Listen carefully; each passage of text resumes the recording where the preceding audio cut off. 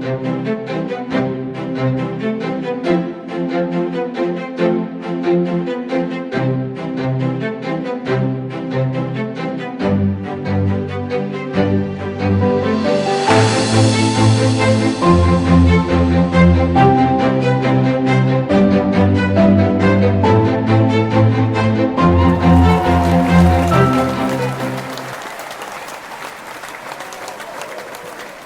everybody. Welcome to Good Tech, an ongoing discussion about ethics and technology. I'm Elizabeth Perry with Idka. As a reminder, we'd love to hear from you. So if you have any questions or comments during the show, please dial the number on your screen and we'll be happy to get you in on the discussion. You can also sign up for a free account on idka.com, connect with us there, and join the open group all about Idka, where you can post questions and comments for us as well. We hear a lot about digital privacy these days. Data breaches, misuse of personal information top the news. Even tech industry leaders are speaking out against what we're calling surveillance capitalism. But what are the options for privacy out there? Today, we're going to talk about privacy by design. Lots of tools claim to be private, but what does it mean to build solutions with privacy baked in? What's the technology behind it? And why is this important for businesses as well as individuals? How can we be sure our privacy is protected? Here to help us tackle those questions and more is someone whose experience with human rights and data protection led him to build a platform with privacy as its foundation. Please welcome from Norway, privacy activist, humanitarian technologist, and Idka co-founder and CFO, Bjørn Stormorken.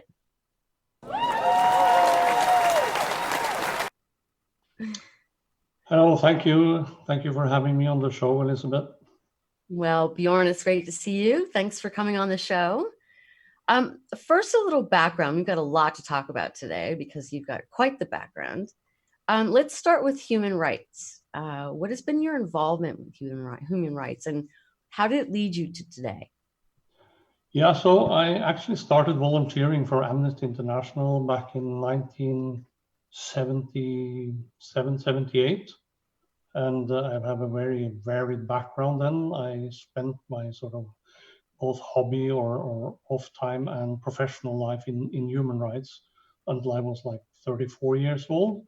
And it culminated with my position as a department head in the Council of Europe, where I was working on, and believe it or not, something that was directly to the point today, a convention that was called the Convention for the Protection of Individuals with regard to automatic processing of personal data. And that was adopted in 1981. So imagine that. Privacy is not as new as some people will have you believe. Right. That is very true. You know, we're supposedly, we've had these rights for a long time. We just haven't exercised them or being, you know, enforced. They're not being enforced. So tell us why privacy is so important. Yeah, that's just a comment on what you're saying. That's exactly right. I mean, this convention contained a lot of the same sort of provisions that you see today, but there was no enforcement body. And therefore it remained quite toothless and was more like a tool for those who wanted to act in ethical manners. And today, of course, with GDPR, we're starting to see enforcement coming into play, which is very important. And why is privacy important? Well, there are very many reasons why privacy is important, but the most fundamental one is that it is the underlying or the underpinning of freedom of thought. Without freedom of thought, you have totalitarianism. And this is what the very well-known book by George Orwell laid out in 1948, where he described newspeak and thought police, which was exactly agencies that were forged to see to it that you could not have independent and free thought through there being absolutely no privacy. So bugging, listening, and all citizens being informers on other citizens made it impossible to formulate and to build opposition to the powers that were then ruling the state. And so therefore, privacy is actually at the bottom of democracy, the freedom of thought, freedom of expression, and the freedom to build a life as you would like your life to be, and not what the life should be according to the state or to other citizens who might have strong opinions on how you should live your life. So it's a very basic and important right. And this right is both important on the sort of the public civic society side, because you need to have it in order to have a democracy, to perpetuate democracy, to strengthen democracy. But it's also very important to you on a private level, because without privacy, you cannot feel secure in your own home. And this is a very sort of basic thing for people to be able to know that what they do in their own home, what thoughts they have, what discussions they have, what practice they have, whether it's religion or sexual or other, if it's not possible to do that in privacy, people will not be able to develop full lives the way they want to do it. And they will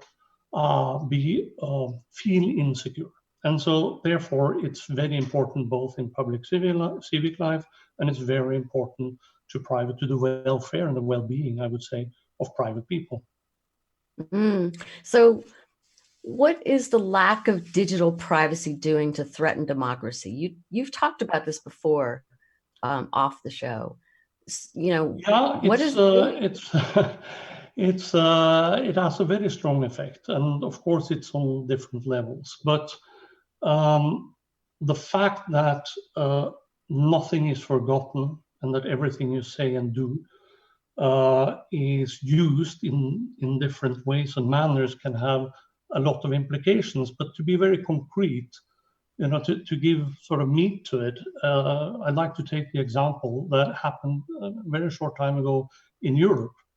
When President Erdogan was sort of launching his political career, he did that together with the religious leader Gülen and his movement. I'm not sure I pronounce it correctly, but and his movement to empower religious citizens in the society, and in short, to strengthen Islam's position in the Turkish society. Now, they later had a fallout, and Gülen and his movement has now been labeled as a terrorist organization by the Turkish government. And when an organization is labeled as a terrorist organization, there are special laws and special punishments, and that are dished out to those who are violating or seem to be violating them. And now, if you consider that you might have, just a few years back, written things on Facebook that support Gülen, thinking that you were also supporting Erdogan. And then a few years later, you're actually imprisoned. Mm-hmm. And you can even be tortured because what you wrote on Facebook is available to the security police in Turkey. And this is not a theoretical thing. This actually happens.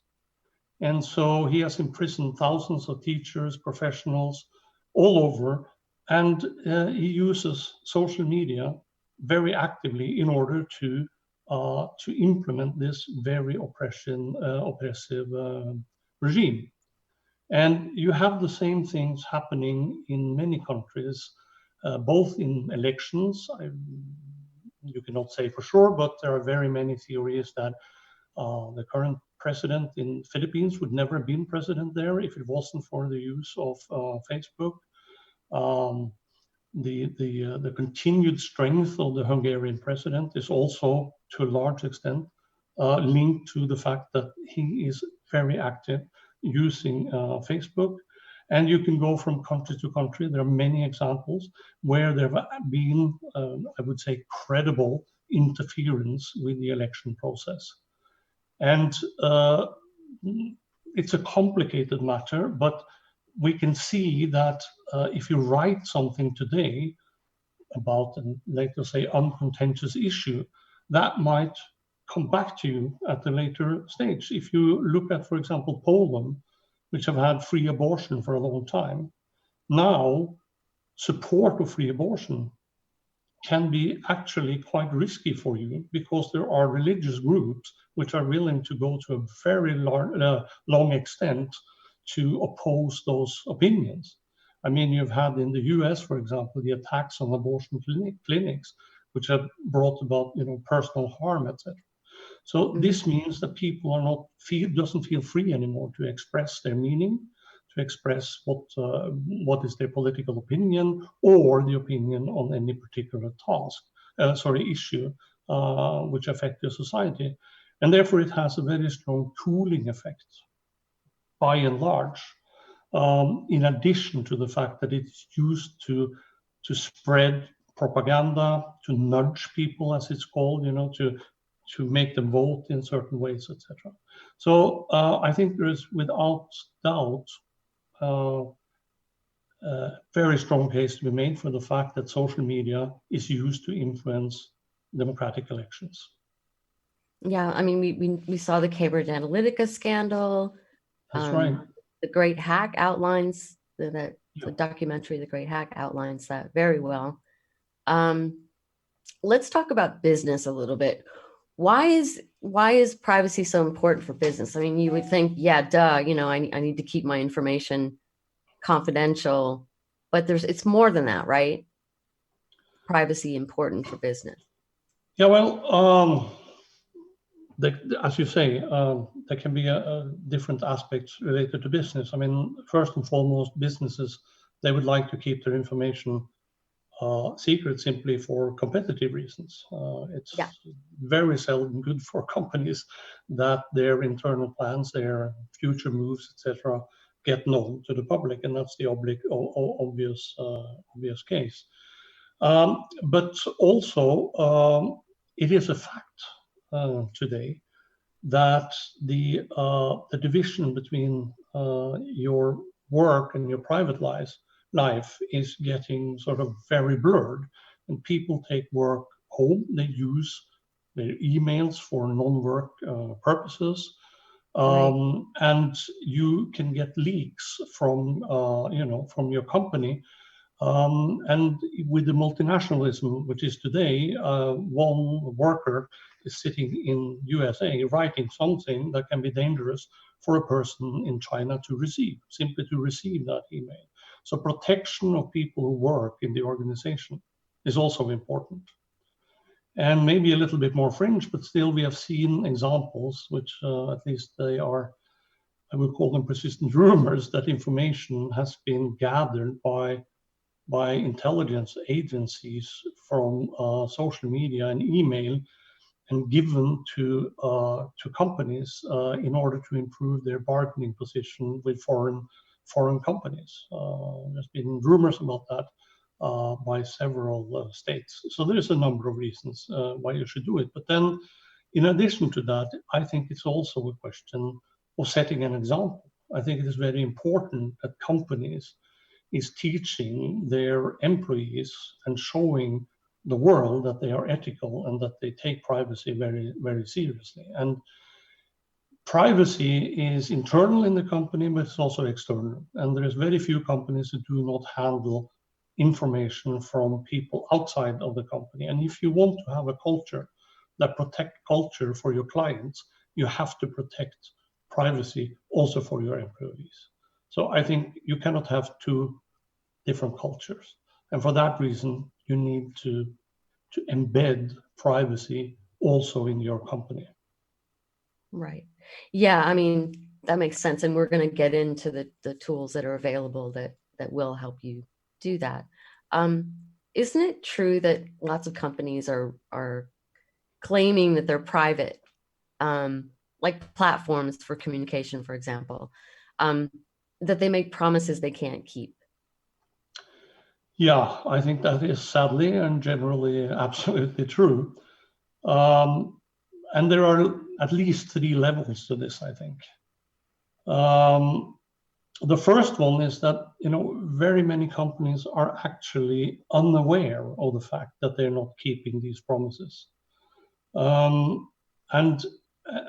this happens in different ways. Everything from your page or your web presence not being properly secured, so third parties can inject malicious code of different types. But much more common than that is that when companies or public services build homepages, they use ready-made codes that can be taken down from code repositories in the cloud. And these are used to build simple functionality into the pages, like, for example, put a like button that communicates with Facebook, or put a button up to say, give feedback on the content of the page, and things like that. And these code snippets or pieces of code, if you like, they are free to use. But as with everything, if they are free, you pay some other way. And many of them do that by actually not, or at least in a very sort of obscure way, telling you that they are gathering information of the activity of the people that visit the site and sell that information. And there was a quite wide-reaching what do you call that? A study of this, and they found, for example, that a page that was fielded by the Irish National Health Service to youth with mental problems had 42 code pieces which reported information to third parties that they were not aware of, because they were linked just to these codes that were used for making maybe a nice graphical element or things like that. So that's the one level, is that they are not actually aware. It's not intentions, but they are not having a professional privacy culture in the company. So they build something that isn't private, even if they don't really want to do it. And the second level is that companies purposely deceive you, because every time now you get this banner saying, we take your privacy very seriously, and blah, blah, blah, and click here and we'll take care of everything. And very often, not always, but very often, when they sell, we will never sell your private information to anyone.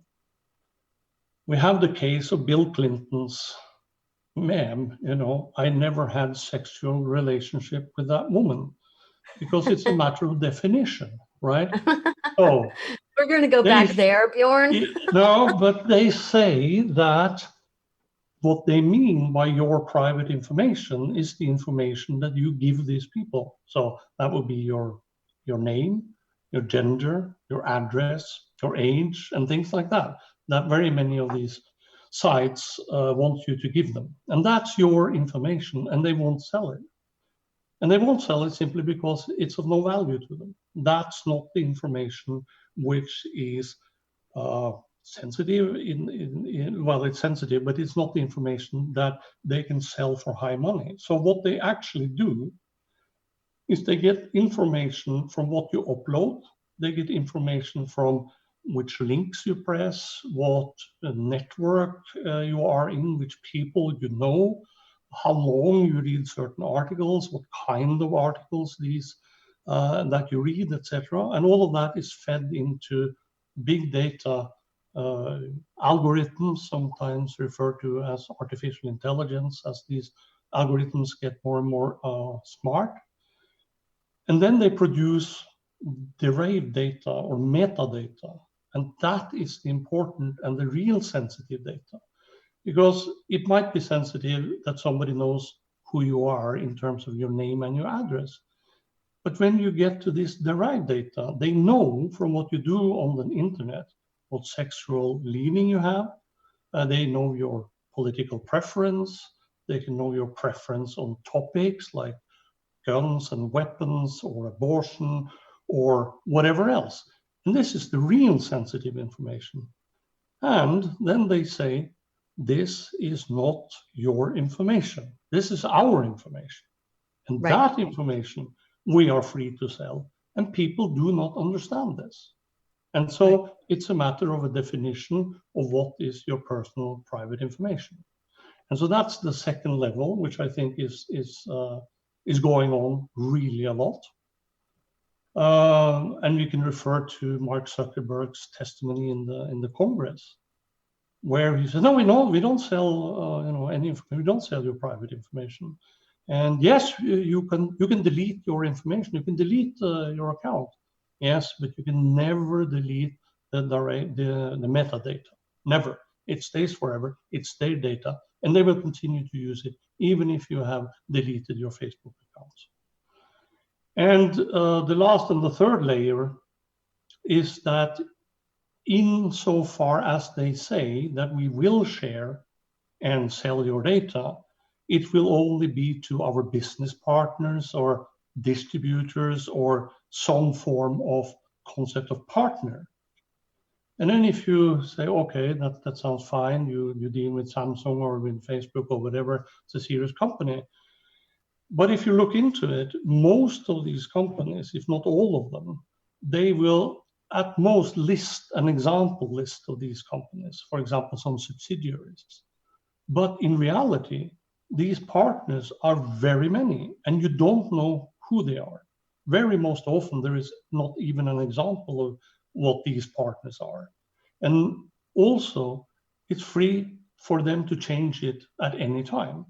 So it means that they take the right to sell or to share, as they often use, with their partners, but they don't tell you who the partners is. And what is more, you will see that at maximum, they will say that we strive to ensure that these partners have data protection measures in place.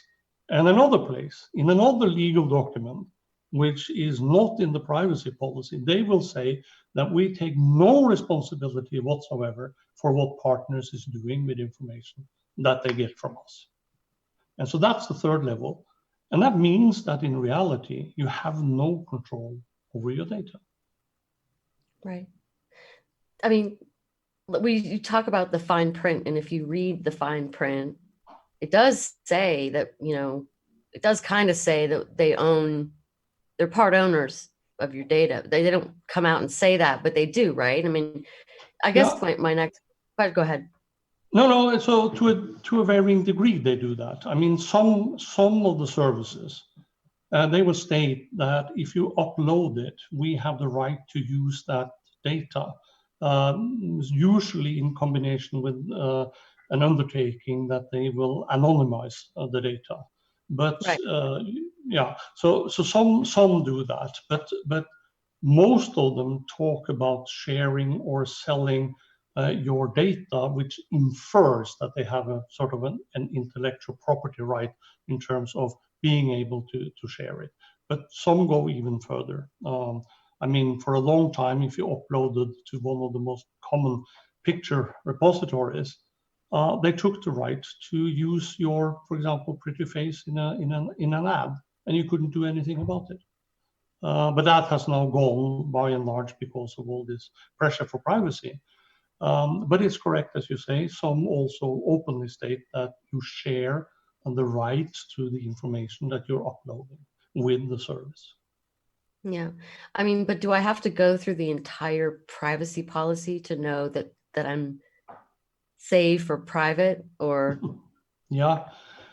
Well, this certainly was the case, that you really needed to do that. And many of these policies, they were written in order for them not to be accessible by people who are not lawyers, both in terms of the language used and in terms of the length and the complexity.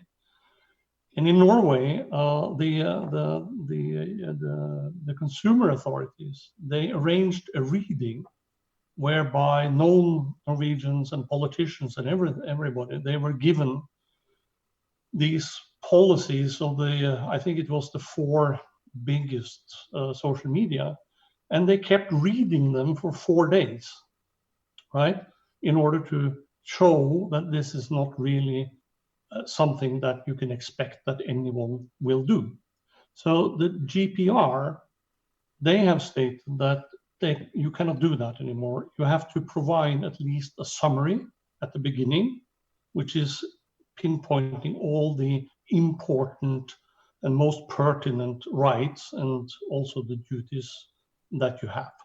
So in theory, this should become a lot better now when GDPR is implemented for those countries where GDPR is applicable, which does not, by the way, apply to US, for example. Right. Speaking of GDPR, May 25th of 2018 marked the one-year anniversary. Is it enough? Yeah. Well, let me say that it's at least a big step in the right direction. Mm-hmm. As I mentioned earlier, I was working on this privacy convention back in '81, and it had no teeth. GDPR has. I mean, first of all, it is a EU, European Community law, which is applicable automatically to all countries in the EU, which means that there is a lot of people that's covered by the law, and it has very strong measures to actually punish companies. I mean, it's up to 4% of group, not the subsidiary, but of group turnover, which can make up enormous sums. And we have a case now in England where you're talking about enormous amounts of money which are dished out because of violations where break-ins or hacking of customer systems were deemed not to or was impossible because of lack of proper protection. So it does mean that the organizations that want to put out a public service, they have to be very careful. And which it's very good to see that the different national data protection entities, they are actively using this and they are finding companies. Of course, they have publicly said, they have a cooperative forum, that they will be sort of lenient in the beginning and then start to be more and more strict. And we can see that this have an effect. So first of all, I would say it's a very important measure simply because it makes it commercially very prudent to see to it that you follow the GDPR. If not, it can be very costly.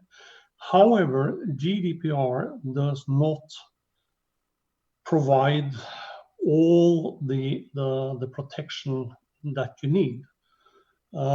This is on many levels and it's a bit too complicated maybe to get into now, but one example is that on the internet today, you have a lot of what is termed data scrappers. And these are companies with whom you have no contractual relationship. You don't visit them on the home page or you don't sign anything, sort of any agreement with them. But they are very important part of this surveillance capitalism ecosystem. And a Norwegian telecommunication company, they bought a company in the US that had at that time made a profile of 22 million people. And they had there a lot of information about these 22,000 people, which made this very, very attractive, and therefore the purchase sum was very high in the billions. But nobody knew about this company. Nobody's ever heard about it. Nobody who knows who they are. And they are one of those companies which use these code snippets that I talked about earlier. They inject themselves into pages, but they also use a lot of other techniques to get information on you personally. And they go totally under the radar. There is nobody who's looking at what they are doing. And for example, Facebook use a lot of information from these companies. So they are not like, small dark entities sitting in Ukraine or Russia or somewhere in the Indies. They are big companies, they're serious companies, and they're making huge billions and millions of dollars on collecting this information, and they are not covered by the GDPR. Wow. Yeah, and so also another thing is that there is a prohibition against profiling in the GDPR, but it's not detailed what that actually means. If it, in my opinion, was interpreted the correct way, it means that Facebook would have to stop operate, because they should then ask all their users, do you allow us to profile you? And if you said no, they wouldn't have any more information to sell, and then they would basically crash. And obviously, as of now, the authorities are not contemplating to judge or to make that interpretation. But it's not clear to anyone what it actually means. So that's another weakness, but there are several weaknesses. So there's a lot more to be done, but I think it is fantastic that we have this law. We have legislative initiatives in California, which is also very encouraging, which is in my mind something that can be followed in other places, and which goes much further than GDPR. For example, one of the concepts introduced there is that you, as a service provider, you have to offer a free service.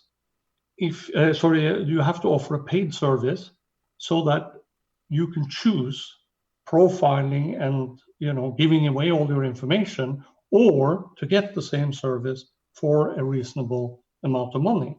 And then that means that as a user, you at least have the option. You can pay and know what's happening, or you can not pay and then not really have any control over your private data.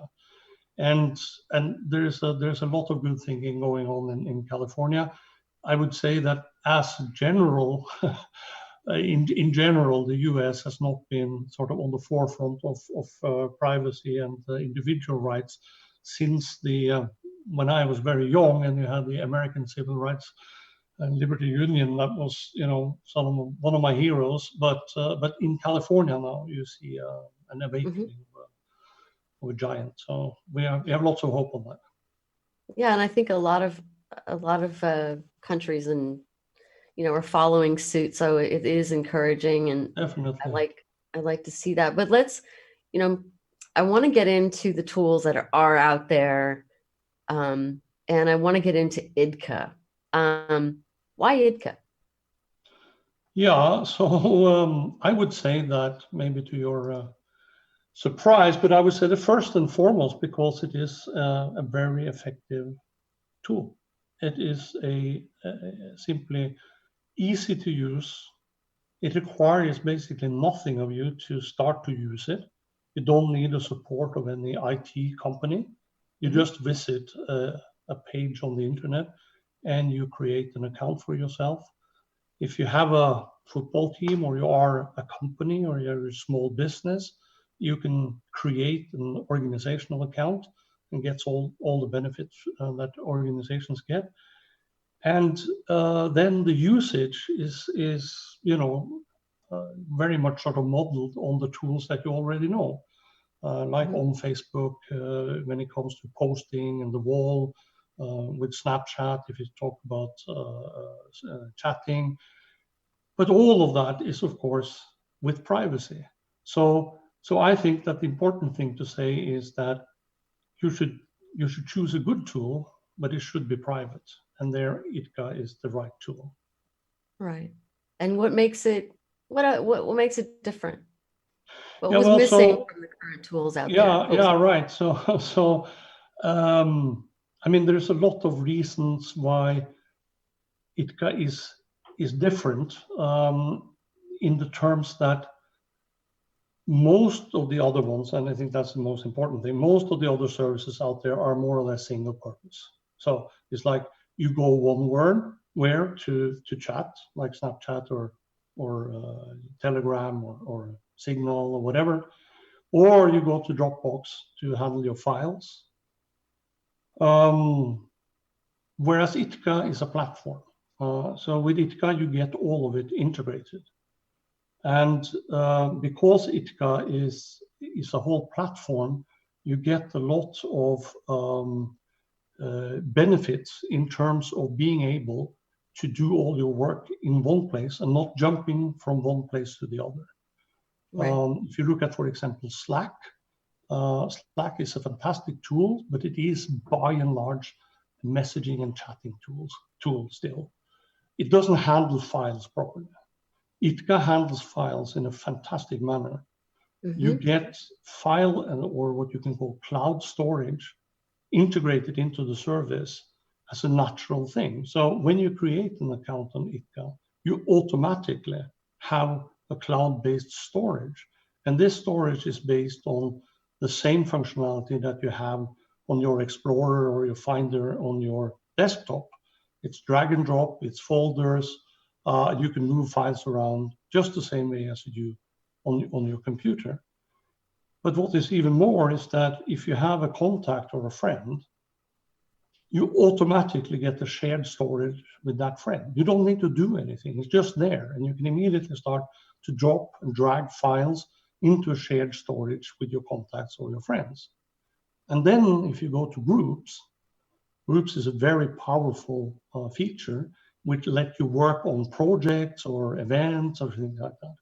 And immediately when you define a group, you get an integrated storage to that group. So everybody who's in the group automatically can put files in folders and organize like you want to do without thinking about it. So you get rid of Dropbox, where you have all these pointers to file structures on Dropbox. And if you rearrange, you need to put out new folder pointers and things like that. In Idka, it's very easy. It's just like on your own computer. So I think it's a different beast. It's multi-purpose and it's easy to use, and it integrates all the things that you need in order to share and collaborate. So it is a great tool. I use it myself. Well, you have to excuse me. I helped build this tool, so I may be not fully objective. No, but let's get into the technology and the baked in part. We're talking about privacy by design. Yeah. What does it mean to encrypt something, Right. chat, Yeah, so etc.? let me first, before we get into this, what encryption is, to say a little bit about, what is privacy by design. Yeah, please. We started privacy by design is a slogan that the people who actually worked on GDPR made popular, and we started to build Idka before that. So for us, it was sort of privacy bottom up. But that was the whole concept, was that one, we didn't want to make another island, a one function tool, so you have to, jump between Dropbox and email and chatting and video conferencing. We wanted to have a platform, and we wanted it to be privacy bottom up. And there are several principles that then sort of came out of the fact that we wanted to build a private service.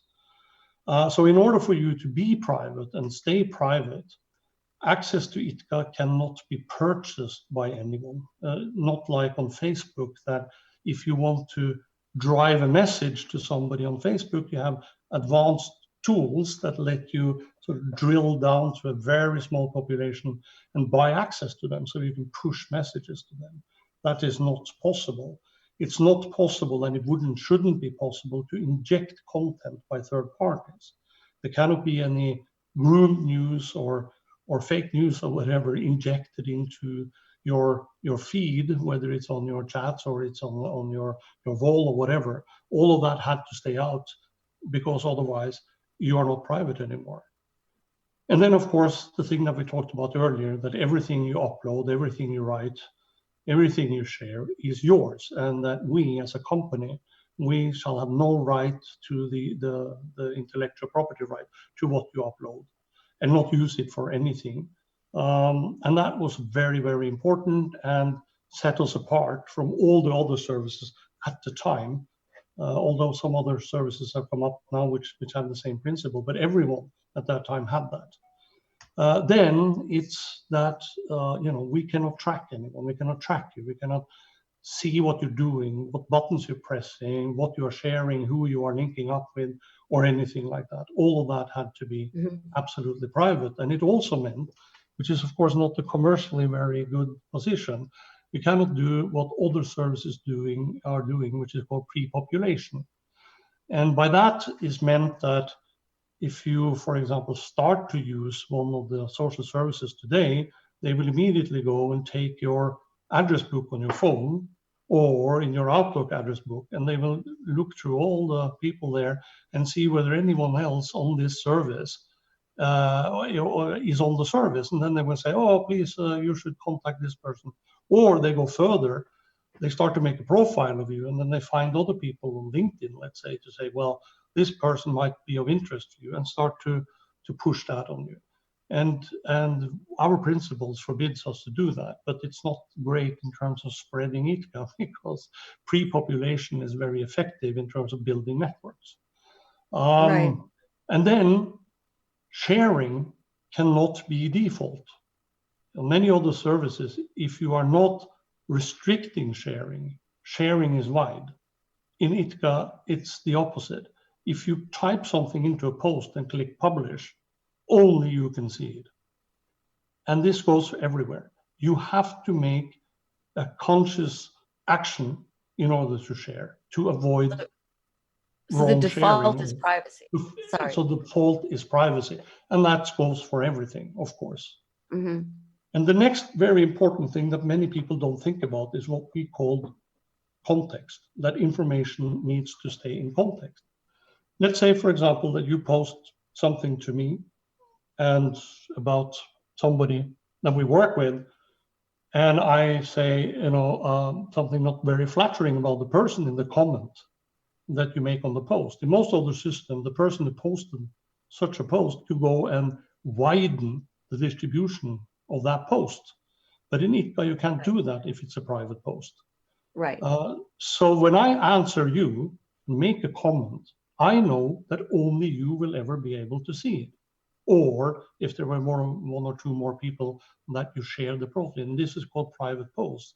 And they are then barred from being expanded in terms of viewership, which is important. And it's the same, for example, in conversations.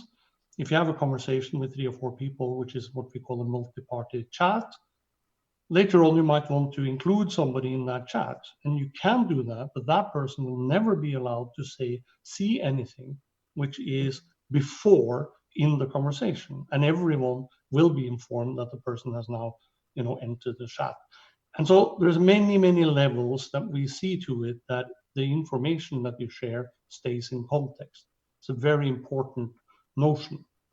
And the same thing is when you make something, you have different secrecy levels, as it were.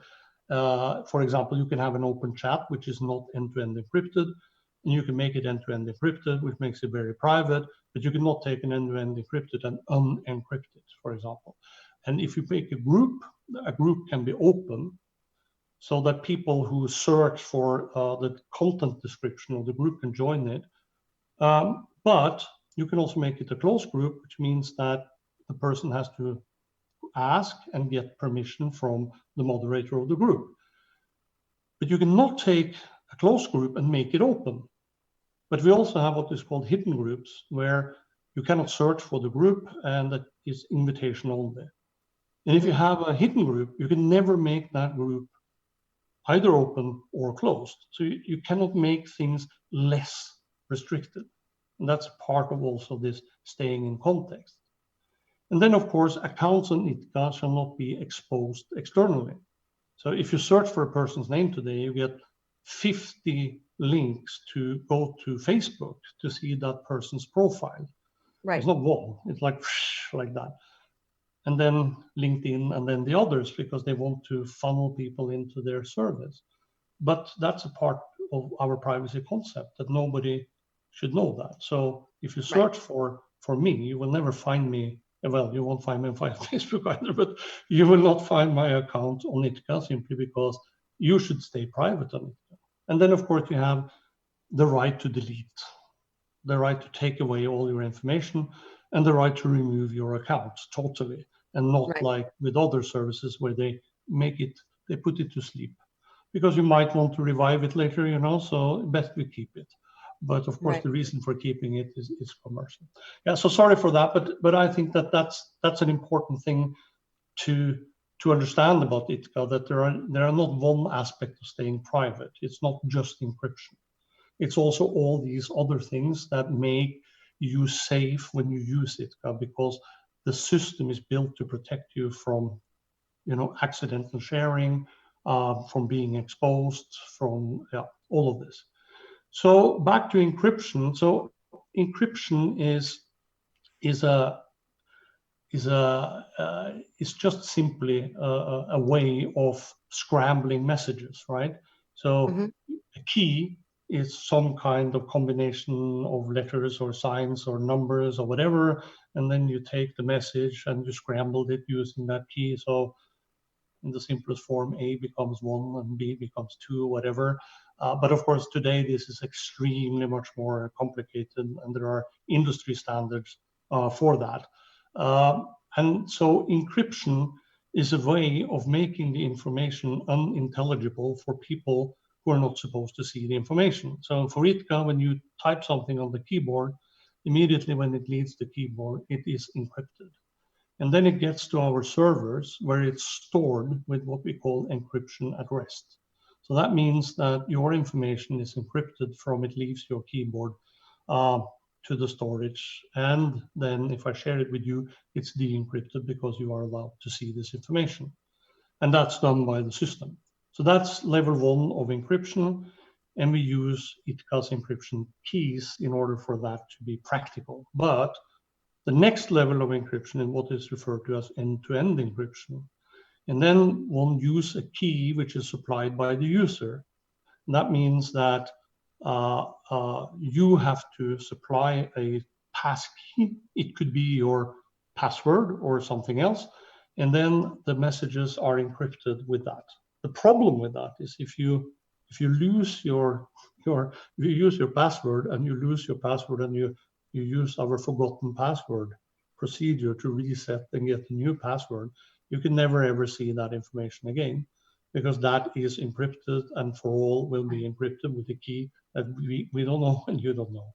So if you do that with everything and you lose your key, you are really not well off.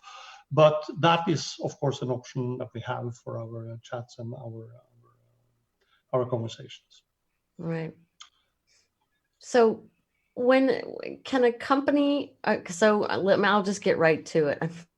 Facebook's trying to be the new privacy company. We all know that that doesn't make much sense. So my question is, can a company that hasn't baked in privacy, that isn't privacy by design, can they suddenly turn around and make things private and okay? Well, we should never say that, people or organizations or businesses can't improve and can't turn around. But as you said, it's a far-fetched. It depends, of course, who it is. But if you take the case of, for example, Facebook, who recently said that they are going to be the privacy company, sort of being the heralds of privacy, it's very difficult to take it seriously. And this is not because you need to think that Mark Zuckerberg is a liar or a mean person per se, but it simply has to do with their business model. I mean, the business model is simply and based only on the one thing, and that is to gather information about you. The more detailed it is, the more valuable it is, right? So that's at the bottom of it. And this means that the business model will always drive those who are doing business development towards getting more information about you. And then privacy and your protection of your privacy becomes an obstacle. And so what they try to do is, of course, to get around it. In the beginning, there was not much privacy concept, so they did all kinds of stuff without any sort of ethical, in my mind, consideration. Now, of course, as things has evolved, they start to ask for permission. They are not doing all the things they did before. They're not making, sort of false tests on people without asking their permissions and things like that, as we know. But what we do know is that Facebook has a very long history of making transgressions in terms of ethical rules, at least, if not violations of the law in the US or other places. And we always hear, oh, we're very sorry, we will get better next time. Usually just a few months later, there is a new scandal. And then, oh, we have to learn from this and we will get better. And then there is another scandal. And like that, it's gone on for years, right? It's not 1 or 2 or 3 times. It's for years. And it's been very serious scandals. Now, is that because they are not in control? Is that because Zuckerberg is a mean guy? Well, it might be that, but it's not because of that. It's because the business model is driving this. And there's no way around that. And in business, competition will always drive you to go for what gives you most growth and most money on the bottom line. Right. And you heard it immediately when Zuckerberg was in the Congress. He said, if you try to regulate me, China will do this. So, i.e., a competitor will do it. So let me do it. And this is how you do in the competitive marketplace. Maybe you didn't do something because you thought it was, stepping over a boundary, but then somebody else is doing it. And then suddenly, of course, you have to do it. Otherwise, you lose out on competition. So, normal competition together with the business model makes this not a viable proposition. They have to change the business model in order for this to be a believable proposition. Right, exactly. I mean, that's just it. I mean, I always say, privacy is in the DNA of Idka. Well, profitability and not privacy is in the DNA of Facebook. So changing that is just a little bit far-fetched. No, but make no mistake. We are in the business of business. I mean, Idka is not an open source free service, but we are honest. We say that with the other social media, it's not like you don't pay. It's just you don't pay with cash. You are selling your information. I mean, when you work somewhere, you are selling your work capacity, and you get paid for that. In Facebook and in Google, not the least, and many others, Amazon, etc., you're not selling your work. You're selling information about yourself and, to be very precise, the possibility that somebody, a commercial player, can nudge you, can change you, can make you do certain things. If it is for advertising, it's to buy our brand instead of somebody else's brand. If it is political advertising, it's to vote for us rather than them. Or if it is for a cause, it is to be anti-gun or to be pro-gun or to be pro-life, or I wouldn't say anti-life, but but you get what I'm saying. So the information is there because those who buy it think that they can change your behavior. It's very important to remember that. Now, in Idka, we say that, no, we are rather going to take money straight off you. Right. You have to pay for our service. But then again, you don't have to pay anything else. You don't have to give away your sort of the ability for somebody else to manipulate you to do something that you would otherwise not do. Unfortunately, we are low on time. I'm sorry about that. It's my very no. There's so much to talk about. Here's my proposition to you. Will you come back on the show and finish the conversation? Well, I think it's difficult to say no to you, Elizabeth. So no, it's a pleasure. It's a pleasure to be here. These are things that are close to my heart, and I love to talk about them. And well, thank you so much, Bjørn. It's been a pleasure chatting with you. Anything last words for the audience? No, just I think that it's very important for people to understand that the last thing we talked about, that the commercial operation of the ad model has implications on you as a person, but it also have a wider implication on society at large and over, democracy and the health of democracy. It is not alarmist, I think, at this juncture to say so. I think it's real. Yeah. Well, I agree with you, and it's been a pleasure again chatting with you today. Thanks for joining us. Lots to talk about. Much. So we'll definitely lure you into our trap and have you talk to us again. See you next time, then. All right. As a reminder, This show is recorded and available on Idka on the YouTube channel, ubngo.com/tech, as a podcast on iTunes, Spotify, and any other platform that you choose for a podcast. If you have any more questions for Bjørn or myself, please feel free to post in the comments section on our YouTube channel or connect with us on idka.com. Thanks so much for tuning in today. Have a great morning, afternoon, or evening, wherever you are in the world.